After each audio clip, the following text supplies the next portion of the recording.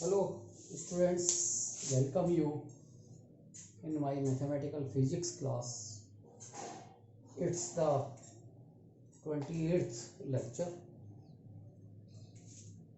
Students, in my previous lecture we have seen Fourier series, Fourier श्रेणी, और Fourier श्रेणी में आपको बताया था कि कोई फलन f(x) है फंक्शन, और ये फंक्शन एक जटिल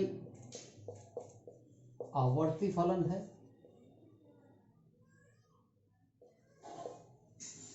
जटिल आवर्ती फलन है ये। दूसरा कंटिन्यूअस है, सतत है, फाइनाइट है, परिमेय। तो इस तरह का अगर कोई फलन है सिंगल वैल्यू,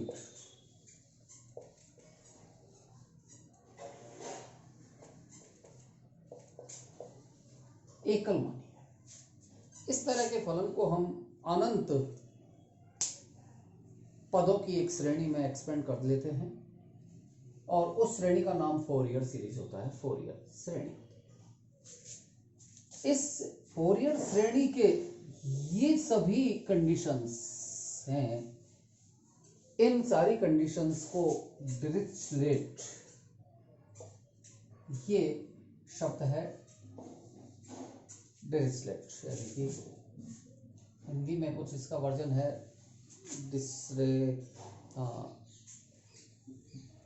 डिरिचले, इस तरह का कोई है। तो एग्जाम में ये पूछ लिया जाता है कि what do you mean by Dirichlet. तो इसका आंसर आपका होगा कि फोरियर श्रेणी का कोई फलन जो कि जटिल आवर्ती फलन होता है, सतत होता है, परिमित होता है, एकल मानी होता है, इस तरह की कंडीशंस को ही डिरिचलेट कहा जाता है। तो ये कल जो मैंने पढ़ाया था उससे संबंधित ये बात थी। आज हम आते हैं कि फोरियर सीरीज के कांस्टेंट्स जो कल हमने देखे थे, that was a0, an, bn। तो f(x) फोरियर सीरीज थी a0/2 plus sigma n is equal to 1 to infinity an cos nx plus bn sin nx। ये एक फोरियर श्रेणी है, और इस फोरियर श्रेणी को मैं समीकरण नंबर 1 दे देता हूं। तो इसमें a0, an, bn, these are the Fourier constants। इनको हमें कैलकुलेट करना है। इसमें हम पहली चीज देखते हैं calculation of a0। a0 constant का कैलकुलेशन, गणना इसकी, a0 गुणांक की गणना। पहला a0 गुणांक की गणना करने के लिए मेरे पास में सिर्फ समीकरण 1 है जो फोरियर श्रेणी है। तो इसके लिए मैं करता हूं कि समीकरण 1 का, फोरियर श्रेणी का समीकरण 1 का एक पूरे आवर्त के लिए समाकलन करने पर, एक पूर्ण आवर्त के लिए समाकलन करने का,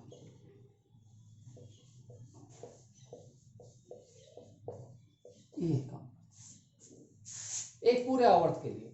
और पूरा आवर्त 0 से 2 पाई के बीच में हो सकता है, क्योंकि ये कॉस और साइन के रूप में है, या फिर ये -पाई से +पाई के मध्य हो सकता है।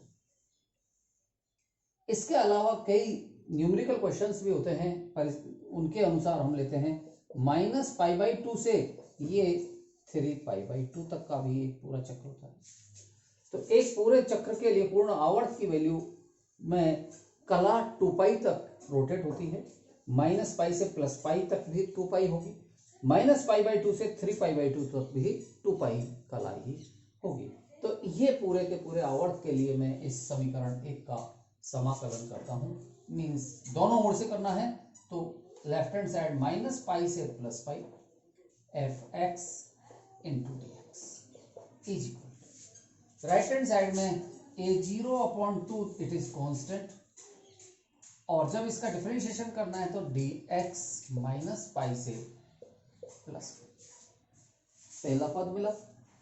इसी तरह से अब दूसरे पद का जो मैं समाकलन लिखूंगा तो वो भी हमें इसी रूप में लिखना है, that is plus sigma n is equal to 1 से infinity an constant integration minus pi से plus pi cos nx into dx plus bn integration minus pi से plus pi sine nx into dx।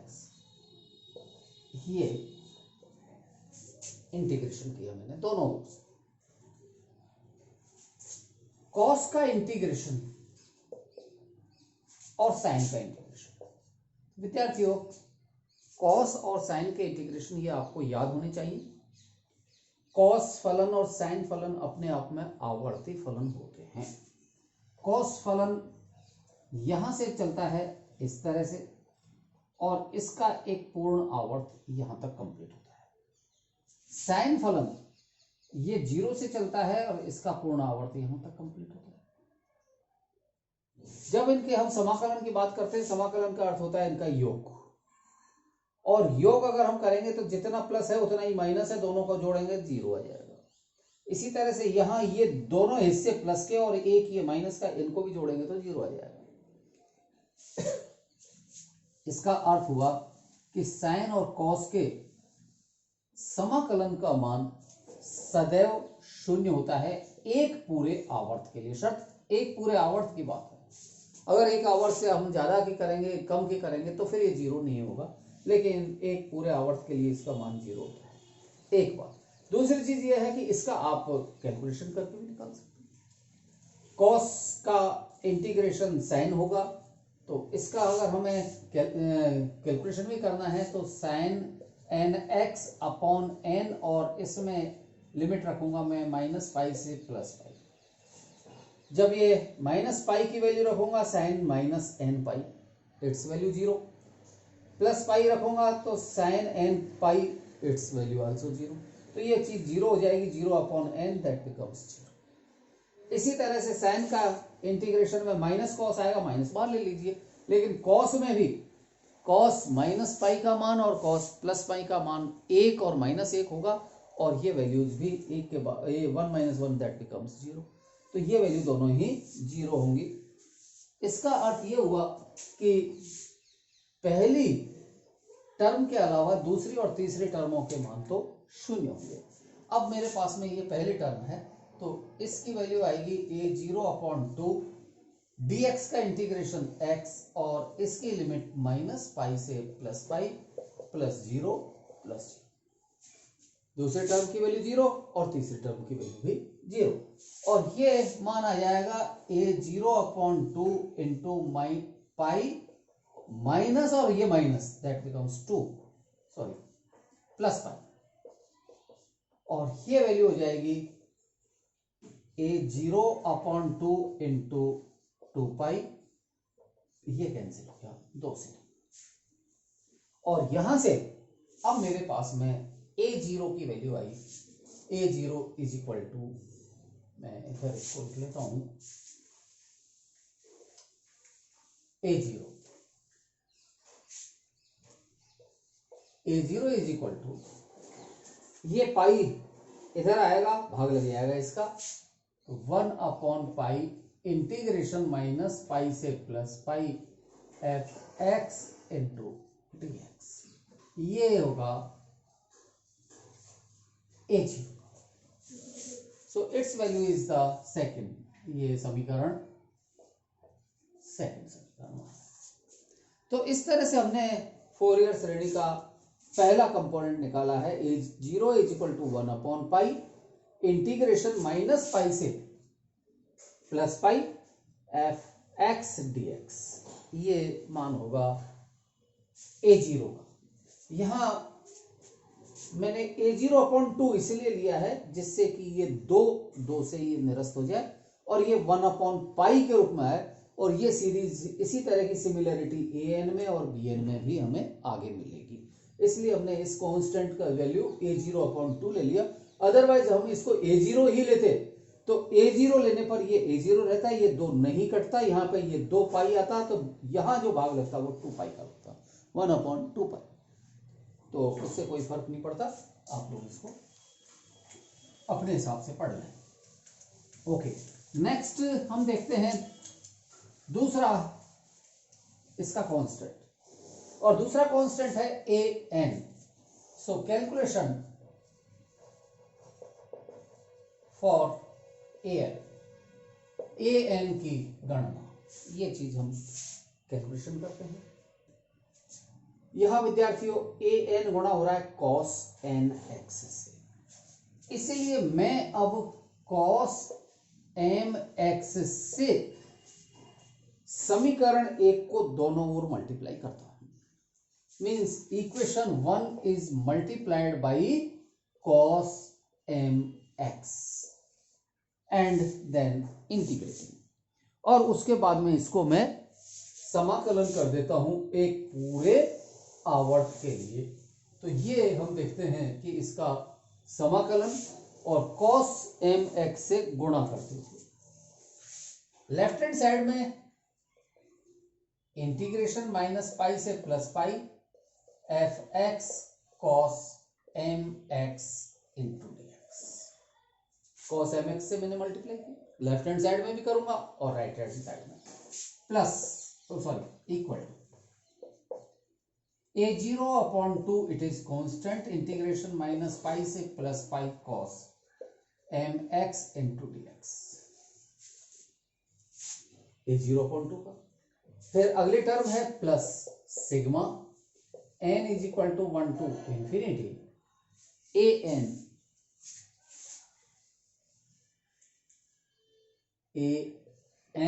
Integration -π से +π cos nx cos mx into dx, ये term होगी। इसी तरह से plus sigma n is equal to 1 to infinity bn into cos nx sin mx into dx। ये मेरे पास में इक्वेशन है। अब इसमें इसको हल करना है मुझे। लेफ्ट हैंड साइड को यथावत रहने दें, राइट हैंड साइड में पहली टर्म a0/2 इंटू इंटीग्रेशन अकेले कॉस का है और ये भी एक पूर्ण आवर्त के लिए है, इसलिए इसकी वैल्यू 0 होगी, तो ये गुणा हो जाएगा 0 से, means first term will vanish, so it's value is equal to 0। इसका जो समाकलन होगा वो 0 plus sigma n is equal to 1 to infinity, और यहां an इंटू इंटीग्रेशन -π से +π cos nx cos mx into dx plus दूसरे टर्म bn cos, इसमें भी इंटीग्रेशन, दूसरे टर्म में इंटीग्रेशन होगा, ये इंटीग्रेशन मैंने यहां लगा दिया है, तो इस इंटीग्रेशन को यहां पर भी लगाना होगा -π से +π, तो इंटीग्रेशन -π से +π cos nx sin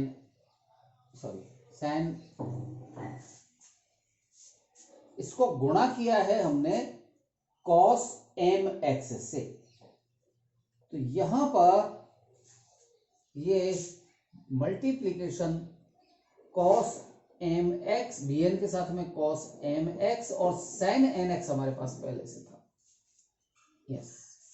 इसी तरह से यहां cos mx और sin nx पहले से था, nx इंटू dx, ये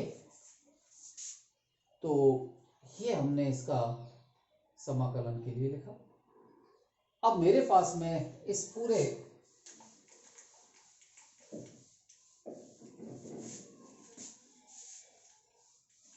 में जो है दो पद हैं।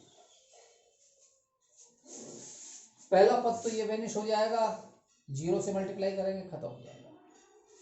एक इंटीग्रेशन तो ये है और दूसरा इंटीग्रेशन ये है, इनको मुझे समाकलन करना है। पहला इंटीग्रेशन माइनस पाई से प्लस पाई और cos n x cos m x into d x, एक तो ये कैलकुलेट करना है। और दूसरा इंटीग्रेशन माइनस पाई से प्लस पाई, मल्टीप्लाई किया हमने कॉस एम एक्स से इंटू साइन एन एक्स पहले से था इंटू डी एक्स। ये दो पद हैं, इन दोनों पदों का मान मुझे कैलकुलेट करना है। तो विद्यार्थियों, इसका कैलकुलेशन हमें दोनों का करना है। पहले वाले में तो फॉर्मूला हम लगाएंगे, क्योंकि दोनों term cos A cos B ये है, तो इसको मैं 2 से गुणा कर दूं और 2 का भाग दे दूं।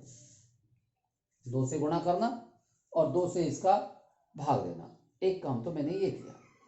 और इसको गुणा 2 से करने के बाद में अब ये 2 cos a cos b ये है, और 2 cos a cos b is equal to formula होता है cos c plus d cos c minus d, इन दोनों को घटा करके। मीन्स फॉर्मूला ये था cos c plus D minus cos c minus D. अगर हम ये करते हैं तो नहीं, इसको प्लस करना होगा, तो इसकी value cos c cos t minus sin c sin d, इसकी value cos c cos d plus sin c sin d, और एक साइन वाली टर्म तो एक दूसरे से कैंसिल हो जाएगी, ये cos वाली टर्म दोनों जुड़ जाएंगी। Means it will B 2 cos c cos d। ये अब मेरे पास में भी यहां पर cos c cos t, दो मैंने यहां पर ये काम ले लिया, तो इसकी वैल्यू होगी cos c plus t plus cos c minus t। तो ये इसको हम जब सॉल्व करते हैं तो ये बराबर मुझे मिलेगा इंटीग्रेशन माइनस पाई से plus pi cos c plus d दोनों का योग, यानी कि एन एक्स और m x, means n plus m x into dx। दूसरा पद इसके लिए होगा प्लस इंटीग्रेशन माइनस पाई से plus pi cos n minus m into x dx।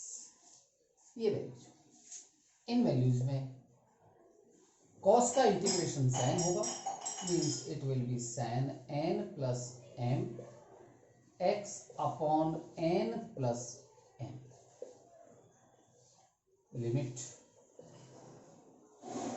Minus pi से प्लस पाई, प्लस अगले टर्म में sin n minus m x upon n minus m into minus pi से प्लस पाई।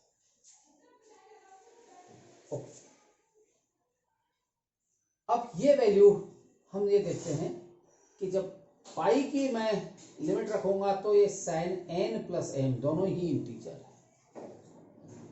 दोनों integer हैं, तो इनका योग, जैसे n की वैल्यू 5 है, इसकी वैल्यू 6 है, 5 6 11 पाई, तो sin n पाई जितने भी होंगे sin पाई की वैल्यू हमेशा 0 होती है, sin माइनस पाई की वैल्यू भी 0 हो जाएगी, क्योंकि माइनस पहले आ जाएगा फिर भी 0 हो जाएगा। तो पहले टर्म तो हमेशा ही 0 होगी।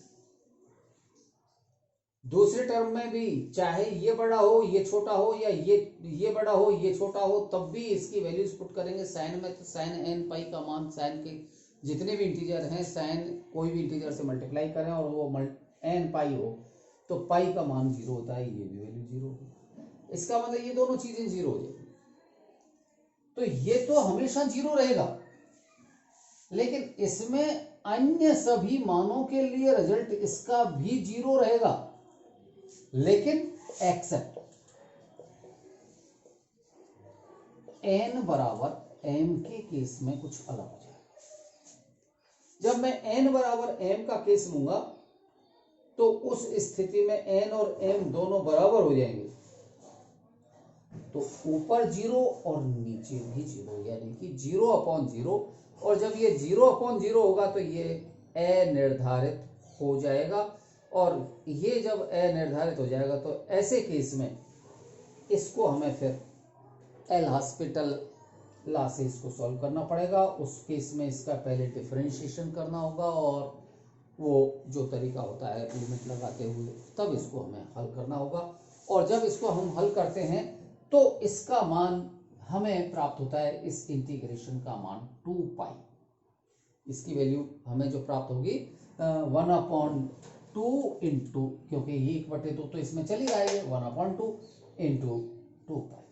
ये मेरे को इसकी वैल्यू मिलेगी। यहां से 2 कैंसिल होगा और मुझे बचेगा पाई। तो पहले वाले इस इंटीग्रेशन की वैल्यू आएगी, इट विल बी पाई। पहले वाले इंटीग्रेशन की वैल्यू पाई। दूसरे इंटीग्रेशन की जब मैं बात करूंगा इसकी, तो इसी तरह से इसका formula sine a plus B और साइन a माइनस बी, जब ये फॉर्मूला हम अप्लाई करेंगे तो मेरे पास में कॉस a, या ये कहें साइन a कॉस b, तो साइन a कॉस b के लिए यहां इसको हम ऐड कर देते हैं, तो ये value sine a cos b में डबल हो जाएगी 2 साइन a कॉस b। तो ये फॉर्मूला इसमें अप्लाई करेंगे, और जिस तरह से मैंने ये इंटीग्रेशन किया है, तो अब भी तो ये इंटीग्रेशन कॉस के लिए किया है, फिर ये इंटीग्रेशन साइन के लिए होगा। लेकिन जब साइन के लिए इंटीग्रेशन होगा तो उसका इंटीग्रेशन करने पर साइन का इंटीग्रेशन कॉस में कन्वर्ट होता है, और कॉस में ये वैल्यू 1 - 1 करके प्रत्येक केस में इसके मान हमेशा 0 होंगे। n बराबर m पर भी 0 होगा, और n बराबर m नहीं होगा तब भी ये वैल्यू 0 होगी। तो दो इंटीग्रेशन जो मेरे पास में प्राप्त हुए हैं, इन दोनों इंटीग्रेशंस में दूसरे इंटीग्रेशन की वैल्यू तो 0 और पहले इंटीग्रेशन की वैल्यू पाई प्राप्त हुई है।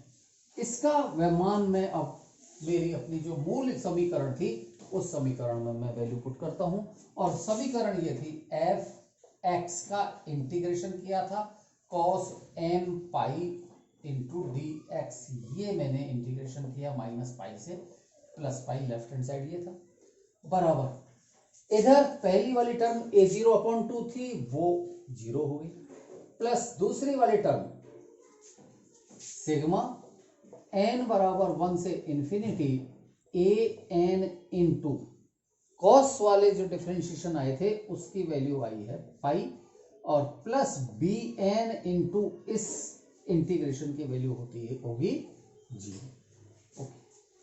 और यहां पर कंडीशन मेरे पास में मिली है n बराबर m की, और जब n बराबर m की कंडीशन है यानी कि एक ही वैल्यू है, n के जितने भी मान हैं उन सारे मानों में से कौन सा मान एग्जिस्ट कर रहा है, वो वाला जहां m की वैल्यू n के बराबर है।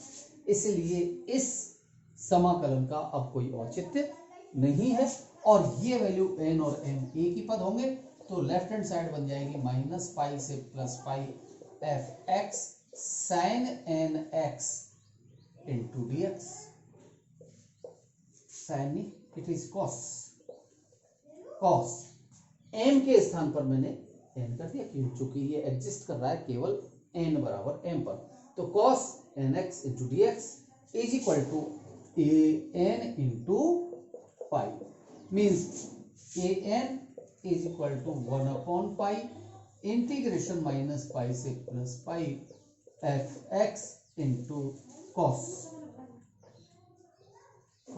nx into dx। ये वैल्यू होगी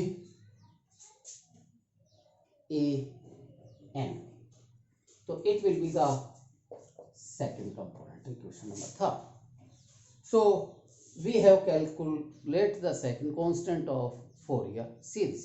तो Fourier series के हमने ये पहला कांस्टेंट निकाला a0 और दूसरा कांस्टेंट an. अब हम कैलकुलेट करते हैं तीसरा कांस्टेंट bn. Fourier सीरीज का तीसरा कांस्टेंट bn ज्ञात करना है और bn ज्ञात करने के लिए bn कैलकुलेशन फॉर bn, और bn निकालने के लिए मुझे फोरियर सीरीज को यानी कि समीकरण एक को दोनों ओर sin mx से गुणा करना है. पहले मैंने किया था cos mx से गुणा, अब मुझे sin mx से गुणा करना है और इंटीग्रेट करना है समाकलन -π से +π के बीच में, यानी कि पूरे आवर्त के लिए इसको समाकलन करना है. मेरे पास में समीकरण एक था f(x) = a0/2 पहला पद प्लस दूसरा पद सिग्मा n बराबर 1 से इंफिनिटी an cos nx. तीसरा पद था प्लस, नीचे लिखता हूं, bn sin nx. ये समीकरण एक था. इस समीकरण एक को मैंने दोनों ओर से sin mx से गुणा किया, यानी कि लेफ्ट हैंड साइड को sin mx से गुणा किया, तो ये fx into sin mx into dx और ये इंटीग्रेशन किया -π से +π. ये तो लेफ्ट हैंड साइड बन गई. राइट हैंड साइड में भी इसी तरह से sin mx इंटू dx -π से +π. a0/2 को बाहर रख दिया क्योंकि कांस्टेंट है.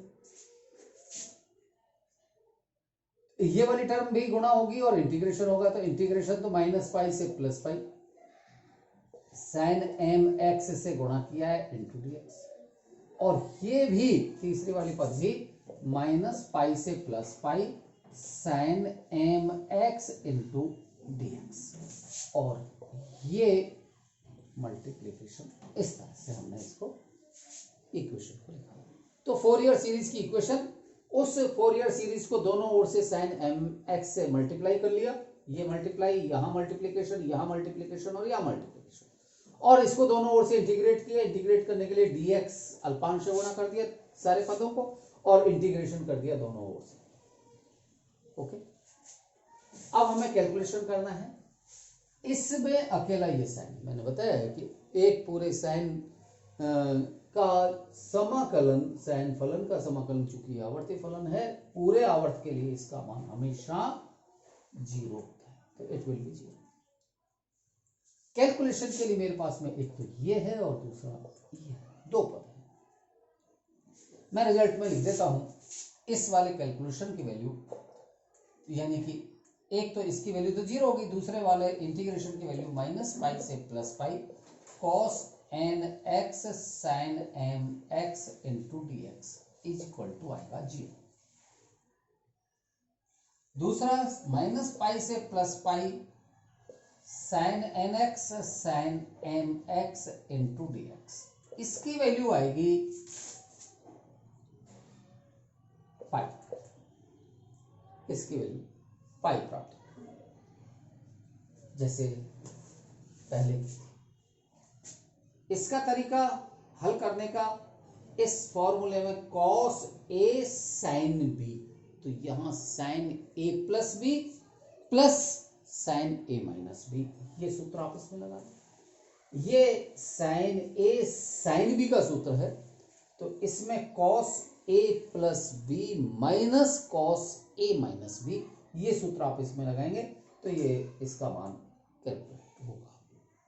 तो ये दोनों सूत्र इसमें वैल्यू पुट करेंगे. वैल्यू पुट करने के बाद में जैसे मैंने एक इंटीग्रेशन कराया उसी तरह से इसको करें, आप हल करें, घर पे एक्सरसाइज करें. इसका पीडीएफ में मैं कैलकुलेशन के आपको सेंड कर दूंगा।